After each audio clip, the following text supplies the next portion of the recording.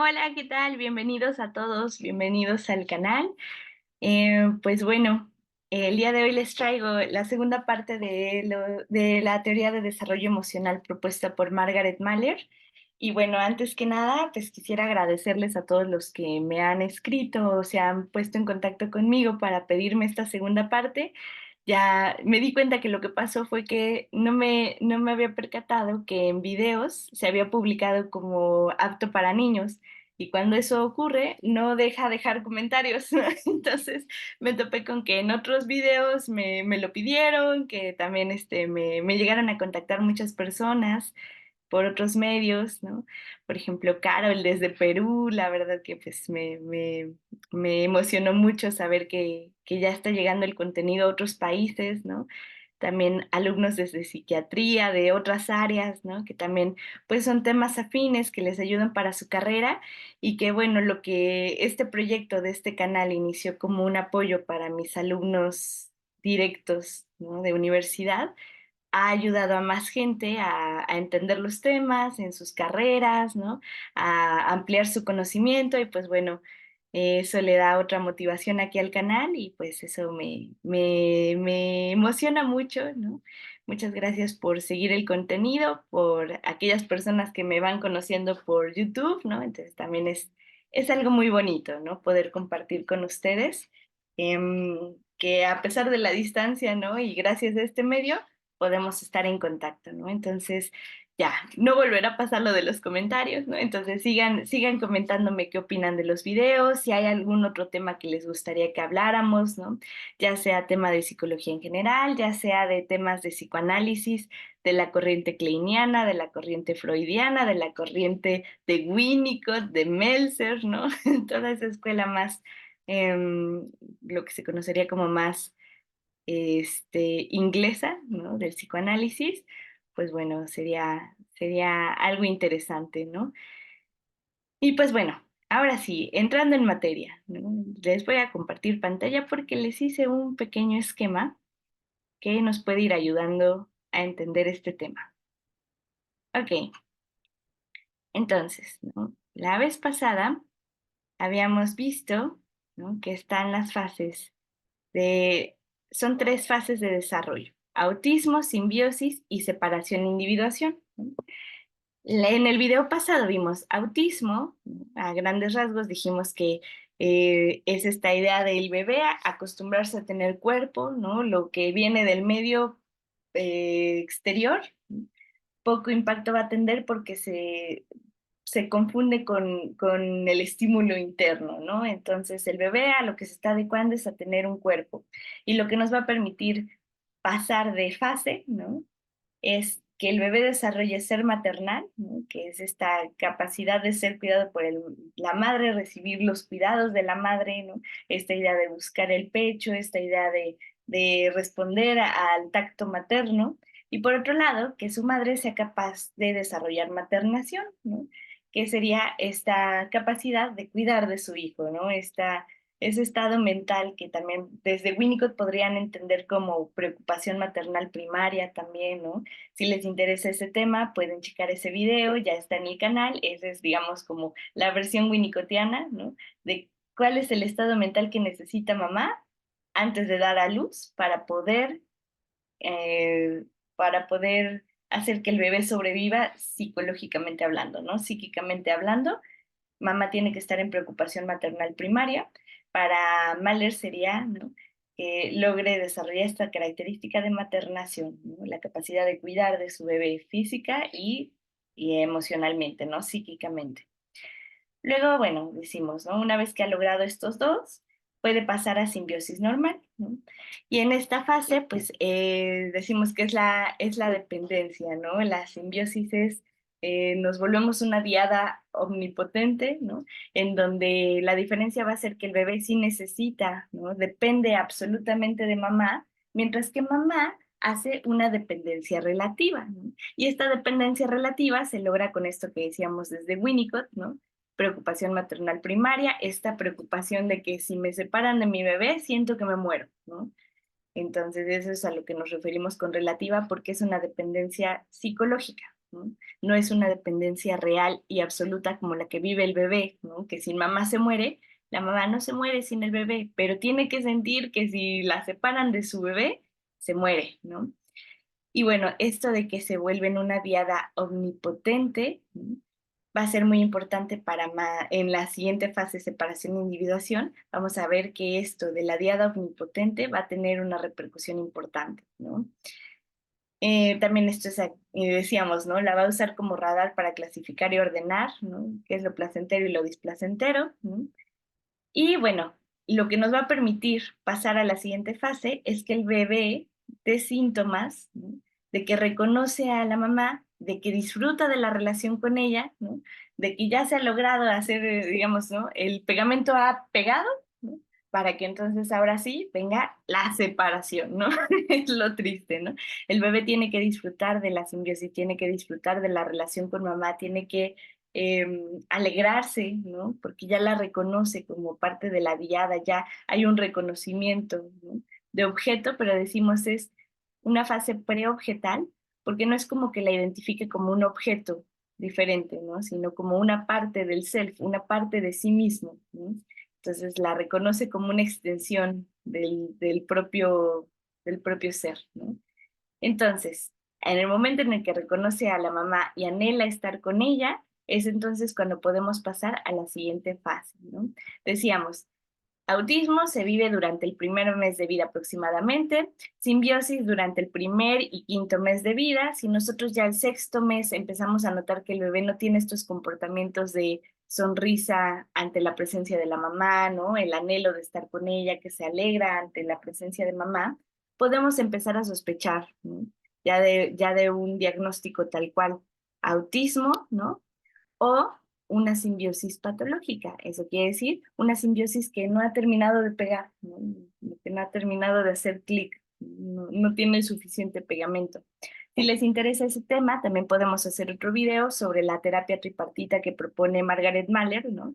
Que se da entre analista y esta diada bebé-mamá, ¿no? Es la observación de las mamás con sus bebés y para poder, ¿no? Digamos, reparar este momento de simbiosis que se pueda dar para después llegar a estas fases, ¿no? De separación e individuación. También ella tiene un tratamiento muy interesante con niños autistas, ¿no? Si les llama la atención esa parte, podremos hacer un video. Y bueno, empezábamos a ver que Margaret Mahler empieza a introducir conceptos de otros autores, como por ejemplo aquí, ¿no? Holding, que es un concepto winnicottiano, como veíamos que maternación, ¿no? Em, También se puede conectar con el de preocupación maternal primaria, ¿no? Y que bueno, entonces, el día de hoy vamos a empezar a hablar sobre esta última fase que ella propone, que es separación e individuación. Esta es la fase más compleja de todas porque se va a dividir en 4 subfases y hay subfases que vamos a ver que van a tener sus estados, ¿no? Digamos, sus momentos también, ¿no? Que se van a subdividir, ¿no? En la subdivisión de esta fase. Bueno, a grandes rasgos, ¿no? ¿Qué es lo que se va a dar en separación e individuación? Se va a dar entre los 5 meses de vida, 6 meses de vida, hasta los 36 meses de vida. Si se dan cuenta, pues es pasando los 2 años de vida, entonces es hasta los 3 años y cachito, ¿no? Y el proceso de separación e individuación, ¿no? Si bien vamos a pasar por estas diferentes etapas, no se termina de consolidar, ¿no? Sino que va a continuar a lo largo de la vida. ¿Cómo es esto? Bueno, nosotros lo podemos ver, ¿no? El ser humano no se separa de los padres a los 3 años de vida, no se consolida como individuo, ¿no? Como esto de la identidad, no se termina de formar a los 36 meses de vida. Es algo que sigue, es un proceso continuo y vivo que sigue a lo largo de la vida, incluso adulta, ¿no? Esta idea de separarnos de los padres, independizarnos, ¿no? Es algo que se va haciendo gradual, esta idea de poder tener tu propio criterio, tener esta autonomía, ¿no? Y tener individualidad, tener una opinión, ¿no? Distinta a la de los padres, tener también esta idea de la identidad hasta en la sexualidad, ¿no? Es algo que se va construyendo a lo largo de la vida, ¿no? Y bueno, esta etapa es la que consideramos como la etapa del nacimiento psicológico, ¿no? Que decíamos, el nacimiento biológico es cuando el cuerpo de mamá y bebé se separan para ser dos entes distintos, pero la mente del bebé todavía no está lista para vivirse como un ente separado de mamá. Por eso decíamos, ¿no? Que en el autismo mamá va a hacer todo lo posible por hacer sentir al bebé que sigue acogido en el vientre materno, ¿no? Entonces, por esto de cómo lo carga, por esto de cómo lo abraza, por esta idea de cómo cubrimos al bebé, ¿no? Tratamos de hacer con los brazos, ¿no? Una extensión de vientre, ¿no? Esta idea del abrazo. Y cuando el bebé logra ubicarse dentro de esta diada, ¿no? Que digamos, logra decir, ok, ¿no? Está bien, tú y yo podemos volver a ser uno mismo, ¿no?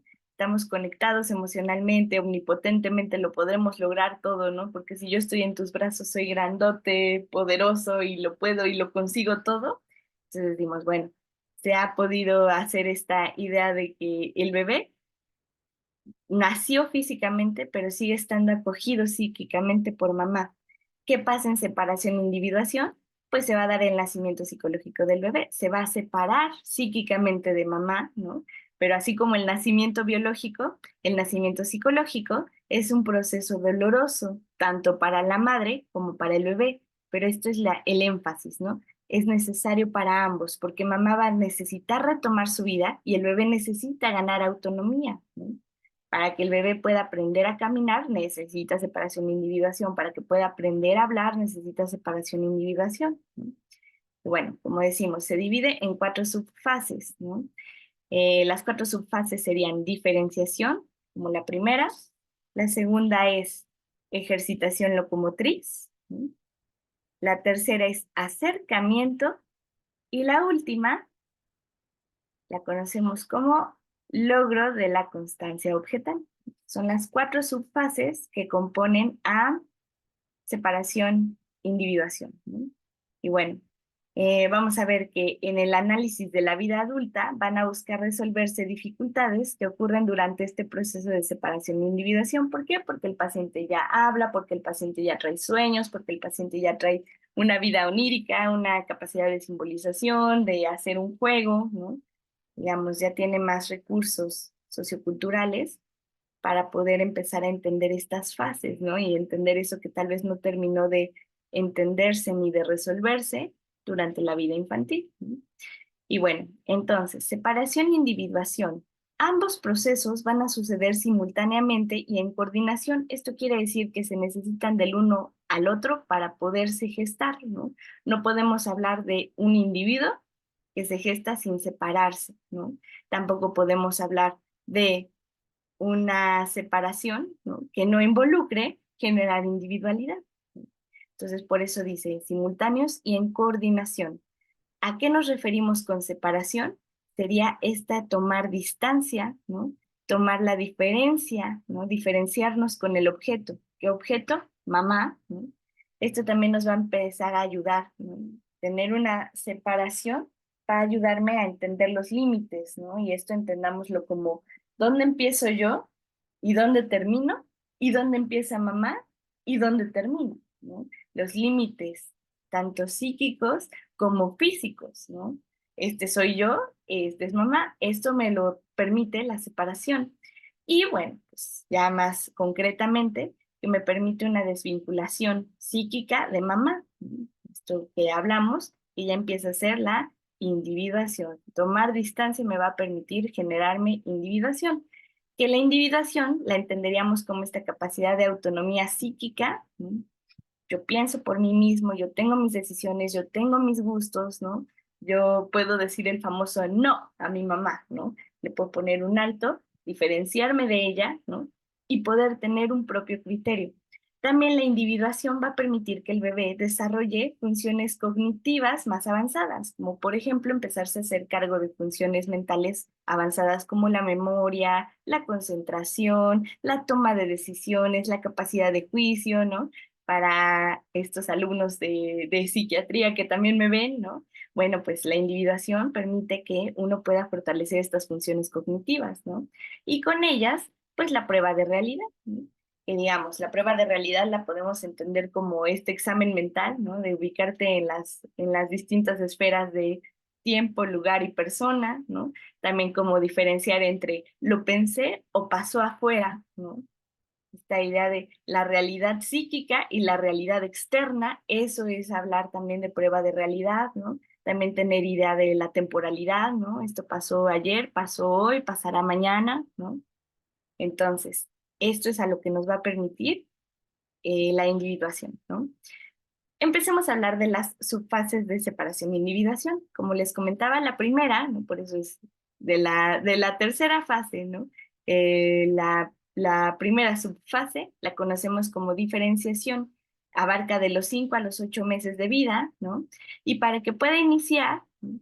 Decimos, necesitamos esta idea de el bebé que ya reconoce de mamá, pero que también, ¿no?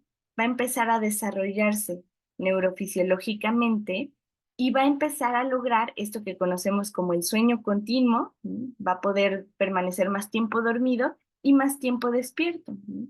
Porque lo que pasa con bebés muy pequeños, pues justo, ¿no? No se puede dar esta diferenciación entre de prueba de realidad, porque el bebé no hay mucha diferencia entre cuando está dormido a cuando está despierto. Aquí ya puede empezar a haber una diferencia, ¿no? ¿Por qué? Porque más sueño eh, implica más sueño, más tiempo despierto. Entonces, el vínculo con mamá va a ser distinto. También va a empezar a tener mayor motilidad. Esto quiere decir, va a empezar a tener mayor movimiento, mayor fuerza muscular, ¿no? Esto le va a permitir a su vez al bebé empezar a alejarse de mamá, ¿no? Esto, el tomar distancia, permite que podamos contemplar al objeto mejor, ¿no? Y esto lo podemos notar desde el bebé que empuja, ¿no? Se empuja de los brazos de mamá y la está viendo, ¿no? Así como de, a ver, toma distancia porque te quiero ver, ¿no? Y este movimiento del cuello también implica que necesita más fuerza, ¿no? Antes al bebé lo cargamos y le agarramos su cabecita para ver un punto en el que la tonicidad física del bebé, ¿no? Le va a permitir poder mantener la cabeza erguida y poder ver a mamá, ¿no? Esto decimos, el bebé ya es capaz de sentarse y sentado, ¿no? La vista cambia de estar acostado a estar sentado. Entonces la perspectiva y el cómo entendemos al objeto también va a cambiar, porque físicamente también somos aptos para poder entender esa diferencia, ¿no? Y bueno, entonces vuelvo a compartir el documento, ¿no? Esta fase se va a caracterizar por la exploración, ¿no? El bebé va a estar curioso, ¿no?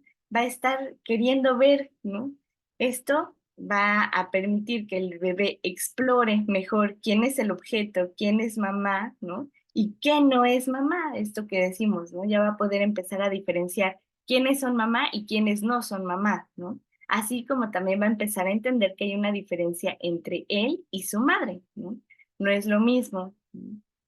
Si yo como, así mamá como, ¿no? Porque mamá puede estar comiendo algo y eso no significa que a mí se me quite el hambre, ¿no?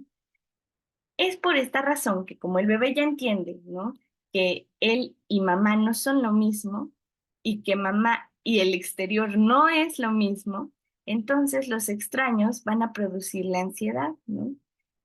Esto va a ser interesante porque una ansiedad extrema nos habla de que hay una dificultad en este proceso de diferenciación, pero que sí se genere cierta ansiedad nos dice que ya estamos metiéndonos en la diferenciación, ¿no? Y no seguimos en un estado de simbiosis o de autismo, ¿no? Entonces, digamos, que el bebé se ponga nervioso con extraños es un síntoma de salud en el bebé, siempre y cuando no sea una ansiedad rebasante, ¿no? ¿A qué nos referimos? Que el bebé se priva del llanto, ¿no? Y que ni en brazos de mamá se puede tranquilizar, eso ya decimos es una angustia que lo rebasa. Y bueno, aquí pueden empezar a aparecer el uso de objetos transicionales. Este es un término de Winnicott, ¿no? ¿Qué sería un objeto transicional? El uso del osito de peluche, el uso de la cobijita, ¿no? Porque ¿qué es lo que va a suceder? Si les interesa este tema, podemos hacer un video de objetos y fenómenos transicionales específicamente, pero a grandes rasgos lo que le permite al bebé es, con la maduración de las funciones cognitivas, el bebé al ver la cobijita dice, recuerdo que mamá me cobija con esta cobijita, recuerdo que mamá juega con el osito, entonces la existencia de la cobijita me recuerda la existencia de mamá, ¿no? No es propiamente mamá, pero me la recuerda, ¿no? Es un objeto de transición, ¿no? ayuda en estos momentos de diferenciación que decimos de separación.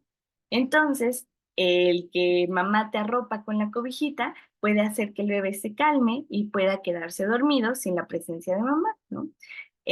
Por eso aparece el objeto transicional cuando no está la madre, ¿no? Esto le puede ayudar a calmarse, ¿no?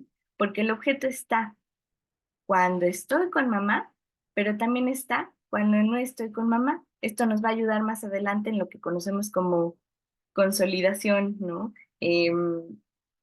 Constancia de objeto, ¿no? Es gracias a que también estos objetos transicionales nos ayudan, ¿no? Por eso es transición, nos ayudan en este cambio de estar con mamá a estar sin mamá, ¿no? Y bueno, aquí también va, así como el bebé va a estar caracterizado por este impulso de exploración del medio, de lo que le rodea, de explorar a mamá, en mamá va a empezar a gestarse el deseo de la independencia de su bebé, o sea, que su bebé puede empezar a tener más autonomía. Aquí es así como decíamos, ¿no? La ansiedad puede ser un síntoma de que vamos bien en el desarrollo, pero en exceso puede ser perjudicial, ¿no? Lo mismo pasa con el deseo de la madre por la independencia de su bebé. Si es muy intenso, esto va a volver precoz la separación y esto quiere decir que se va a volver problemática. El bebé puede empezar a generar angustias, ¿no? De separación muy pronta, ¿no? Cuando todavía no estaba listo para separarse y la mamá ya lo dejaba solo, ¿no? Y esta idea de para que se haga de carácter y que se eduque y que se quede solo, que aprenda, ¿no? Porque la vida es así, ¿no? Esto lo que nos puede dar son angustias y sensaciones de derrumbe, ¿no? Lo que decíamos que ocurre con la falta de holding, ¿no? El terror a caer al vacío, ¿no? Esto puede desatar, ¿no? El deseo intenso de mamá porque el bebé se independice, pues puede hacer que el bebé tenga angustias de derrumbe, que se siente inseguro, ¿no? Que sienta que no es suficiente, que digamos, ¿no? Siente que no va acorde, ¿no? Con el momento de desarrollo que la mamá ya le está exigiendo, ¿no? Es por esto que decimos, ¿qué pasa con la estimulación temprana? Es un tema delicado porque la estimulación temprana implica, ¿no? Precisamente que cuando nosotros vamos atrasados en alguna de estas fases, la estimulación temprana nos ayude. Pero si el bebé lo está logrando, ¿no? Con sus tiempos, a su forma y a su ritmo, no conviene que nosotros sobreexijamos al bebé, porque entonces podemos meternos con este tipo de angustias, ¿no? De una sobreexigencia para la que el bebé todavía no está listo, ¿no? Por otro lado, si la madre no permite la independencia, ¿no? Y es esto de que el bebé empieza a gatear y alejarse y la mamá se angustia y no te vayas a ensuciar, no te vayas, no, quédate aquí conmigo, ¿no? Lo que va a empezar a generar es que el vínculo se va a convertir en una prisión, estas relaciones asfixiantes, ¿no? Que el bebé se siente oprimido por la mamá. Entonces, aquí en lugar de ser la mamá quien busca la independencia, va a ser el bebé, ¿no? Buscará una diferenciación prematura. Esto quiere decir que el niño va a buscar desarrollarse de manera precoz. Y entonces tenemos estos niños que aprenden a caminar antes del año, que ya hablan, que ya van al baño, ¿no? Y no por una exigencia del medio, o sea, no fue porque la mamá empezó el control de esfínteres y le empezó a entrenar para que caminara desde antes, que eso sería, ¿no? Lo que decimos con el deseo intenso de la madre por la independencia del bebé, porque ella ya le urge recuperar su vida, ¿no? Acá es el bebé quien se desarrolló de manera precoz porque ya sentía a la mamá asfixiante, ya la sentía una prisión, ¿no? Entonces, él se va a caracterizar por esto, ¿no? El bebé va a empezar en exploración, va a empezar a alejarse. La siguiente fase, ¿no? La vamos a conocer como ejercitación locomotriz. Ejercitación locomotriz se va a dividir en dos etapas, ejercitación temprana y ejercitación propiamente dicha, ¿no? La ejercitación locomotriz a grandes rasgos inicia con el gateo y concluye con la marcha, ¿no? Que el bebé logre caminar, ¿no? Entonces, por eso se va a dividir en dos etapas. Ejercitación temprana es cuando empieza con conductas de gateo. Ahora, hay quienes dicen, mi bebé nunca gateó, ¿no? Entendámoslo de esta manera. los bebés siempre van a gatear. Tal vez no van a gatear, ¿no? Como estamos acostumbrados a verlo, ¿no? O como con esta noción que tenemos de gateo, que es que se apoyen en los brazos y en las rodillas, empiecen a moverse, pero vamos a considerar gateo a toda conducta que sea alejarse de mamá, ¿no? Entonces, por ejemplo, cuando rueda, ¿no? Para alejarse, como tronquito, eso es conducta de gateo. Hay bebés que, por ejemplo, se empujan con una manita y la otra, ¿no? Entonces nada más se mueven con las manos, ¿no? Cuando el bebé se jala de los pilares de su cuna, ¿no? De los garrotes de la cuna, y se jala, eso es conducta de gateo, ¿no? Y se necesita conducta de gateo porque empieza a adquirir fuerza en brazos, fuerza en piernas para lo que sigue, ¿no? Que sería la segunda etapa, que ya es poder caminar propiamente, ¿no? Pero bueno, ¿qué es lo que va a pasar en em, ejercitación temprana?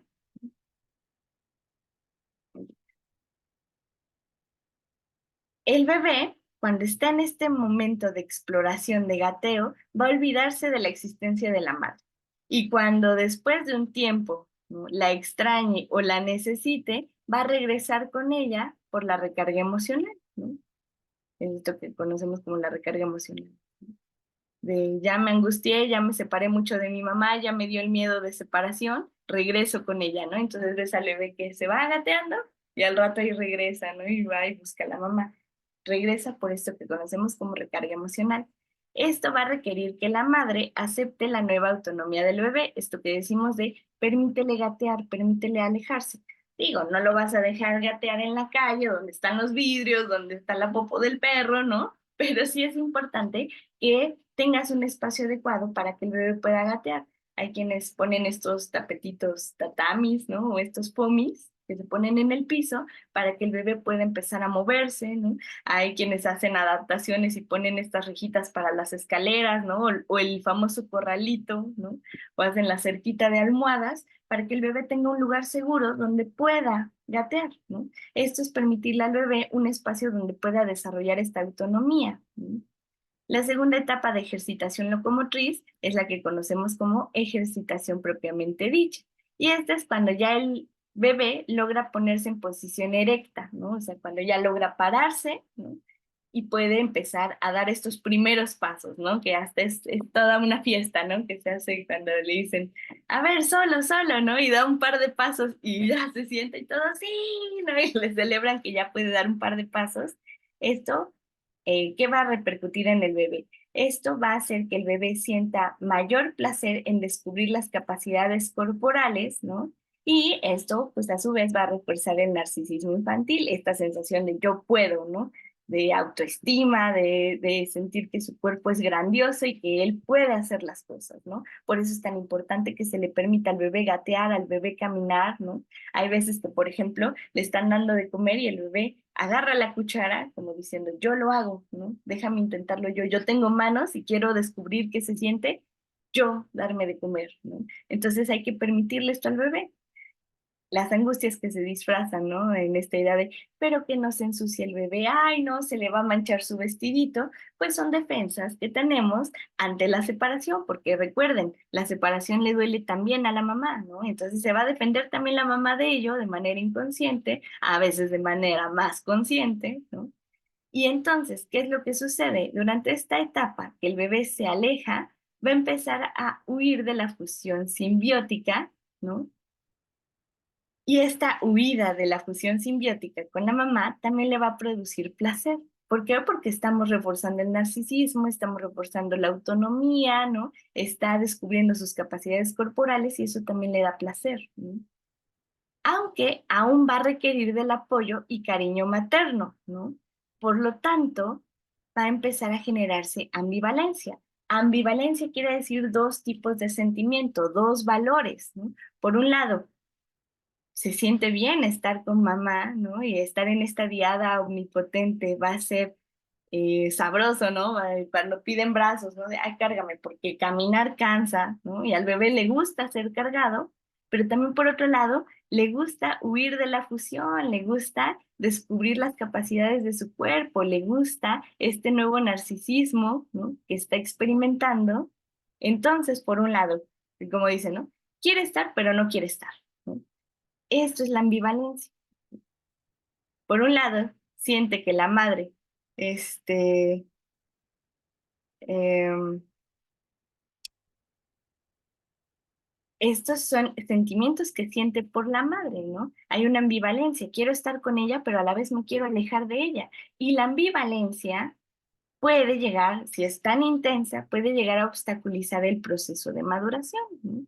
Porque pues ante estos dos sentimientos que tengo, no sé a cuál responder y pum, me quedo pasmado, ¿no? Ya no sé si moverme o alejarme, ¿no? O acercarme, ¿no? Entonces, pum, me quedo pasmado, ¿no? Como cuando el carro, se queda trabado y se apaga, ¿no? Porque no sé si quiero ir hacia adelante, si quiero ir hacia atrás, ¿no? Entonces se me apagó la marcha, ¿no? Eso, cuando empezamos a tener estos sentimientos de ambivalencia, ¿no? El bebé ya vuelve por su recarga emocional porque todavía necesita de la mamá, pero también hay cierto placer de huir de la función simbiótica. Esto lo pueden ver en los niños, ¿no? Que de repente llegan al supermercado y ¡ah! Y sale corriendo el niño, ¿no? Y entonces, ¿qué es lo que pasa? El bebé no quiere que la mamá lo alcance y la mamá iba corriendo por el súper, ¿no? Hay veces que la mamá dice, ah, bueno, sí, permitámosle que vaya, que corra, que descubra, que se siente que puede huir de mí, de la relación simbiótica que tiene conmigo, puede huir de ella, ¿no? Pero entonces, ¿qué es lo que sucede? El niño entra con esta angustia, esta ambivalencia y empieza a descubrirse, ¿no? Empieza a mover así, ¿no? La ropa. Y la mamá, ah, ya te vi, ¿no? Y no, no es cierto, y se vuelve y se esconde, ¿no? O de repente la mamá cambia del pasillo y el niño, ¿y mi mamá? ¿Dónde está mi mamá? Ya se me movió, ya la perdí y entra la angustia de separación, ¿no? Entonces la mamá lo voltea a ver y, ¡ay! Y vuelve a correr. Así es como lo puede empezar a expresar, ¿no? Y cuando hacemos este juego, ¿no? De las escondidillas, este juego de las traes, ¿no? De ya te atrapé, voy por ti, ahora tú me persigues a mí, ¿no? Es un juego que, pues a la vez que ayuda a correr y ayuda al fortalecimiento, ¿no? De la motricidad, ¿no? Hay una ejercitación, también refleja esta ambivalencia, ¿no? Tanto que me quiero acercar como que quiero huir, ¿no? Y hay una emoción en estas dos, ¿no? Esto nos va a permitir entrar en la siguiente etapa de separación-individuación, la tercera, que se conoce como acercamiento, ¿no? Este se va a dar entre los 15 y los 24 meses, ¿no? O sea, estamos hablando de el, el año y medio, año y cachito, hasta los 2 años aproximadamente, ¿no? Al ya contar con locomoción, o sea, el bebé ya camina, ¿no? El bebé ya puede empezar a iniciar en el juego, como este que hablábamos del supermercado, ¿no? Y también el lenguaje va a mejorar, ¿no? El bebé ya es más capaz de decir, quiero galleta, ¿no? A veces no lo dicen tal cual, ¿no? Quiero tateta, ¿no? La bibija, ¿no? Y ya empiezan a expresarse de una mejor manera para expresar lo que quieren. Esto va a permitir que el bebé pueda empezar a hacer, si mira, si en un primer momento, ¿no? Estaba la diferenciación, estaba la ejercitación locomotriz que le permita alejarse, ahora va a venir un momento en el que el bebé va a querer volver a acercarse a mamá, ¿no? Entonces, esta fase se caracteriza por que va a intentar refusionarse con la mamá para recuperar la omnipotencia. Recordemos, ¿no? Hay algo ahí en la ambivalencia, que por un lado sí quiero, ¿no? Estar con mi mamá y recuperar ese objeto omnipotente. Es cuando el bebé ya camina, pero le pide brazos a mamá, es un intento de refusión, ¿no? Porque se da cuenta, sigo estando chiquito, ¿no? A mí me hace falta, yo todavía no soy adulto, todavía no soy grande, cárgame para que alcance las galletas, ¿no? Quiero volver a refusionarme contigo, ¿no? Pero por el otro lado, el acercarme otra vez a mamá me va a provocar miedo a ser absorbido por mi madre, ¿no? Y perder toda esta valiosa autonomía que he adquirido, o sea, esto que decimos del narcisismo infantil, esto de asombrarme por mis capacidades corporales. Qué miedo que en una de esas, pum, vuelva a ser una célula con mi mamá, ¿no? Que volvamos a estar juntos, que volvamos a pegarnos, ¿no? Esta idea de el temor porque el hoyo negro te trague, ¿no? O porque el remolino te jale, ¿no? Son representaciones mentales a este miedo a ser absorbido nuevamente por la madre, ¿no? esta idea de quedar atrapado en la telaraña, ¿no? La fobia a las arañas se puede entender como eso, ¿no? La araña que tiene muchos hijitos, ¿no? Y que deja a los bichitos atrapados en su telaraña, pues es un miedo que tiene que ver con esta idea de ser absorbido por mi mamá, ¿no? Esto del miedo a quedarte y ser el hijo que cuida de los padres, ¿no? También da temor, ¿no? Porque implica perder valiosa autonomía, ¿no? Aquí es donde la ambivalencia va a estar mucho más presente, porque por un lado hay deseos de refundirme, ¿no? Para adquirir nuevamente la omnipotencia que tenía con mi mamá, y por otro lado tengo el terror y el temor a ser absorbido y perder mi autonomía, ¿no? El objetivo es lograr una distancia óptima, ¿no? Entonces, esto es con lo que finaliza la fase del acercamiento, ¿no? A lograr ese equilibrio entre ambivalencia y poder convivir con mi mamá sin un temor a ser absorbido, ¿no? Y también, pues justamente, ¿no? Tener autonomía sin perder este cariño y esta relación y este vínculo con mi mamá, ¿no? Entonces, es cómo mantener autonomía manteniendo el vínculo con mamá, ¿no? Cómo no angustiarme, ¿no? De ser absorbido, ¿no? Y a la vez, pues poder disfrutar de la relación con mamá, ¿no? Y bueno, el proceso de acercamiento, esto es a grandes rasgos, ¿qué es lo que va a ocurrir en esta etapa? El acercamiento también va a dividirse en etapas, así como ejercitación locomotriz se divide en dos, ¿no? Que es ejercitación temprana y ejercitación propiamente dicha. Acercamiento se va a dividir en tres fases, ¿no? En tres etapas, ¿no? La primera etapa del acercamiento se llama comienzo del acercamiento. Se da entre los 15 y los 18 meses, es cuando la exploración, ¿no? Del bebé que va y gatea y descubre y se va, empieza a disminuir, ¿no? Y cuando el bebé se acerca, ya no es por una recarga emocional que necesita, sino que se acerca para compartir sus logros. Cuando llega y le dice a la mamá, mira, y le enseña una flor, ¿no? O le trae el gusano, o le enseña el pastito, es como decirle, me asombré con esto, mira, ¿no? Mira esto que pude agarrar, mira esto que pude encontrar, ¿no? Cuando le enseña el sol y le dice, mira, mamá, ¿qué es eso? ¿No? Cuando lo llevan al zoológico y ve un animal por primera vez y comparte esa emoción, ¿no? De la primera vez, ese logro, lo va a empezar a compartir con mamá, ¿no? Entonces ya no es porque te necesite para volverme a calmar y reanimarme emocionalmente y sentir que no te pierdo, sino que ahora puedo compartir contigo, ¿no? Me acerco a compartirte mis logros, ¿no? Cuando el bebé le trae el dibujo a la mamá, eso es lo que te está compartiendo. Por eso el trauma de todos, ¿no? Es que tiró mi dibujo a la basura, ¿no? Es que no pudo compartir estos logros conmigo, ¿no? Aquí, en esta fase, es cuando el padre comienza a ser significativo en el mundo objetal, ¿no?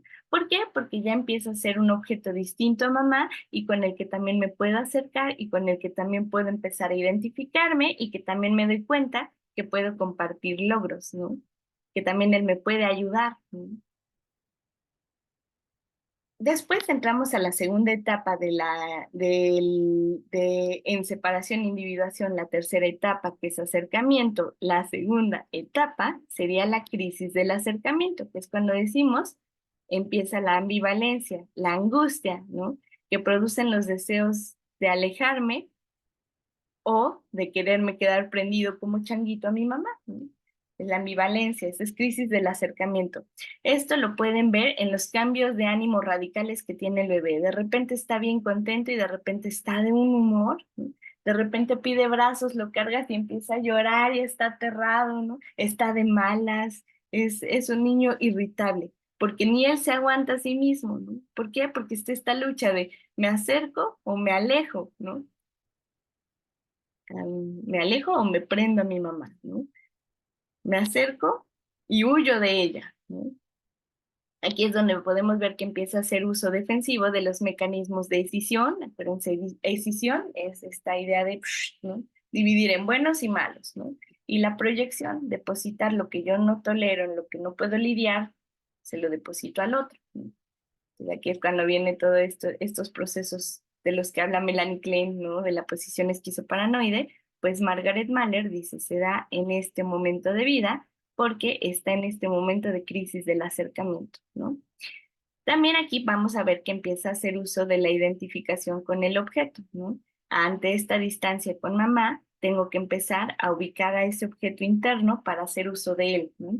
Aquí van a empezar los usos de los fenómenos transicionales, ¿no? A diferencia del objeto transicional que sería el osito, la cobijita, ¿no? Todo esto, el fenómeno transicional ya implica esta idea de, así como decimos, ¿no? El papá, ¿no? Es otro objeto distinto a mamá, ¿no? Pero que me puede ayudar en esta transición, ¿no? Ya no me tengo que acercar a mamá, que me angustia. Le puedo pedir a mi papá que me pase la galleta.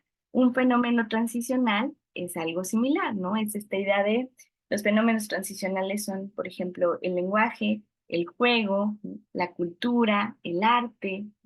Entonces, ese tipo de fenómenos transicionales, que es cuando el bebé empieza a interesarse por la plastilina, empieza a interesarse por las acuarelas, empieza a interesarse en los juegos organizados, ¿no? En el juego de las traes, ¿no?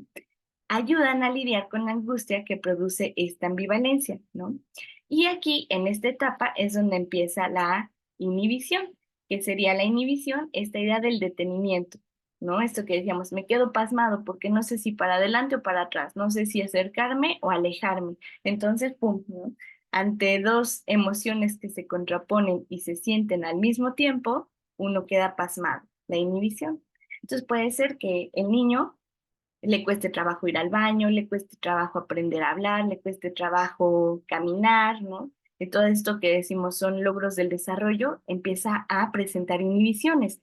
¿Por qué? Por la ambivalencia que se siente. Porque entre yo crezco y me empiezo a aprender a hablar, empiezo a tener independencia, pues eso me aleja de mi mamá, ¿no? Y en la medida en la que me alejo de mi mamá, ¿no? Pues me siento bien porque alienta a mi autonomía, ¿no? Pero por otro lado, pues también me da el sentimiento de alejarme de ella porque todavía la necesito, todavía la quiero, ¿no? Y por otro lado, ¿no? Quedarme ahí pegadito a mi mamá, pues no me permite salir a jugar, no me permite correr, ¿no? Entonces, por eso se da la inhibición, ¿no? Por la ambivalencia que produce la separación, porque me quiero quedar, me quiero alejar. Y bueno, la etapa del acercamiento dentro de separación e individuación termina con la tercera etapa que se llama modelamiento de la distancia óptima. Este se da entre los 20 y 24 meses, ya casi los 2 años de edad del bebé, ¿no? Entonces, para que esta etapa se pueda dar, requiere que ya exista un lenguaje, que esto le va a permitir al bebé controlar el ambiente. ¿Cómo es esto? Ya le va a poder permitir decirle a la mamá, quiero una galleta. ¿Se dan cuenta? Es poderla utilizar y poder usar mi lenguaje, poder usar mis palabras y mi autonomía, ¿no? Para poder utilizar a mi mamá y que me dé lo que necesito, ¿no? Aquí es donde empieza la internalización de los objetos buenos. Esto quiere decir, ¿qué es eso que hace mi mamá? ¿No? Para calmarme el hambre. Y entonces el bebé empieza a internalizar ese objeto adentro, mamá, para empezar a calmarse él solito, ¿no? Entonces, digamos, ya no necesito estar con mi mamá para sentirme cuidado por ella, ¿no? Ya no necesito que mamá concretamente y físicamente esté ahí para yo poder alcanzar ese estado de estar tranquilo. Aquí también van a empezar a consolidarse los límites. ¿Qué sí puedo y qué no puedo hacer? ¿Qué sí alcanzo, qué no alcanzo? ¿Quién soy yo, quién no soy yo? ¿Quién es mamá y quién no es mamá, ¿no? Y esto va a ser el precursor de este estado, digamos, ¿no? Decimos del ello, del yo y del super yo, pues esto va a ser la internalización de objetos, va a ser un precursor del super yo, que si nos recordamos a Freud, ¿no? Dice, el super yo es el heredero del complejo de Edipo, ¿no? Aquí ya empiezan a fijarse estos precursores, ¿no? Progresa la expresión de sus deseos, ¿no? Esto que decimos, el bebé ya puede empezar a hablar, ya puede empezar a decir esto sí, esto no. También las fantasías van a empezar a ser cada vez más complejas, más armadas, y esto va a poder permitir que se pueda desarrollar el juego, ¿no? Y esto que conocemos como el juego terapéutico, ¿no? Aquí es ya cuando podemos empezar a tratar a niños en consultorio bajo el esquema psicoanalítico, una vez que el niño es capaz de hablar y capaz de jugar, ya puede venir un consultorio a tratamiento, ¿no? Aquí es donde empieza el niño a darse cuenta de la diferencia de los sexos, ¿no? Ya va a empezar a haber una erección del pene y esto va a facilitar esta investidura libidinal que va a tener sobre esta parte genital, ¿no? Que digamos, si se dan cuenta, precursor del super yo, ya va a poder haber una investidura libidinal sobre los genitales. Entonces, digamos, esta etapa de modelamiento de la distancia óptima, lo que va a hacer es preparar el terreno psíquico para la vivencia del Edipo, ¿no? Este enamoramiento de mamá, la rivalidad con papá, en la niña sería esta idea de la envidia de pene, y bueno, si les interesa este tema, chéquense los videos que tenemos sobre etapas de desarrollo psicosexual, ¿no? Pero bueno, de aquí viene todo esto, ¿no? Esta Mahler dice, esto prepara el terreno para vivir el Edipo. Y bueno, la última etapa de separación e individuación se da con la cuarta etapa, subfase, ¿no? Que sería el logro de la constancia objetal. Este se va a dar entre estos 2 años, ¿no? 24 meses a los 36 meses, que sería como un año y medio más o menos, ¿no? El niño va a empezar a confiar en que la madre le va a proveer ayuda contra ansiedades y necesidades, ¿no? Esa es la diferencia. La ansiedad es este terror psíquico que tenemos, la angustia, y la necesidad sería esta cuestión física, ¿no? Esto quiere decir que no va a dudar de la existencia del objeto, ¿no? Aunque no lo perciba. Esto es lo que dice Piaget de la constancia objetal, ¿no? Por eso le pone así a esta etapa Mahler, ¿no? Porque este término es de Piaget. La constancia objetal es, sin necesidad de ver a mi mamá, yo voy a estar, yo sé que mi mamá sigue existiendo, ¿no? Esto quiere decir que el niño puede recordar con amor y como objeto total a la madre, ¿no? Esto quiere decir que se ha logrado consolidar la individuación, ¿no? A esto que decimos, ¿no? De no dudar de la existencia del objeto, son angustias que se nos desatan siempre que vivimos la angustia de separación. Por ejemplo, ¿no? Puede ser el caso, tenemos un terremoto, ¿no? ¿Y qué es lo primero? Dudamos de la existencia del objeto. ¿Estarán bien mis seres queridos? Entonces voy y les hablo, ¿no? Ya me contesta y ya. Nada más fue la angustia, ¿no? De si seguías vivo o no, ¿no? Porque me dio una angustia de separación, ¿no? Esto el bebé lo puede vivir, ¿no? Cuando decimos el bebé que está jugando en su corralito, ¿no? Que está a gusto, está en su espacio vital, toda la cosa, y de repente dice, mi mamá sí existe, o la imaginé, ¿no? Es real que mi mamá está, no dejó de existir, y entonces el bebé empieza a llorar, ¿no? Empieza a llamar a la mamá, ma, ma, ma, y la mamá desde la cocina, ¿qué pasó? Ya, simplemente con escuchar su voz, el bebé dice, ok, sí sigue existiendo, ¿no? Eso es porque se desatan estas angustias de separación, ¿no? Que ponen en duda la constancia objetal, ¿no? Cuando el bebé ya puede, digamos, ¿no? Ir al kinder, estar en la escuela y sabe que mamá va a regresar por él, es porque decimos, se ha logrado la constancia objetal, ¿no? Ya no duda de la existencia de mamá, ¿no? Ya no duda de su bondad, ya no duda de que mamá está ahí para ayudarlo con sus necesidades, incluso ya la puede llevar como un objeto interno, ¿no? Y como un objeto separado de sí mismo. Por eso decimos, es que se ha logrado consolidar la individuación, ¿no? Ya no necesito estar ahí pegadito a mi mamá para calmar mi angustia. Esto van a ver que es un proceso que va a continuar a lo largo de la vida, como decíamos, y que se sigue trabajando en análisis, ¿no? Se puede revivir ante una angustia de muerte, ¿no? Ante la pérdida de un ser querido, ante la ruptura con una pareja, ¿no? Entonces podemos recaer en estas angustias de separación durante toda la vida y se pueden seguir actualizando mientras nosotros vamos creciendo, ¿no? Pues bueno, esas fueron las etapas, ¿no? de propuestas formales. Era un pequeño resumen. Está autismo normal, simbiosis normal y separación-individuación. Separación-individuación se divide en 4 subfases. Diferenciación, ejercitación locomotriz, que a su vez se va a dividir en ejercitación locomotriz temprana y ejercitación propiamente dicha, que digamos es el gateo y que camine. La tercera subfase de separación-individuación sería la fase del acercamiento, que a su vez se divide en otras tres, que sería comienzo del acercamiento, que es cuando se acerca a compartir los logros, ya no por una recarga emocional, sino a compartir los logros. Crisis del acercamiento, que es cuando se presenta la ambivalencia de me fusiono con mi mamá o me alejo de ella, ¿no?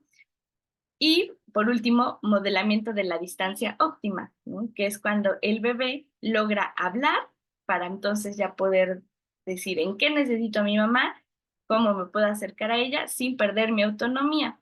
Y la última fase de separación-individuación, que sería el logro de la constancia objetal, ¿no?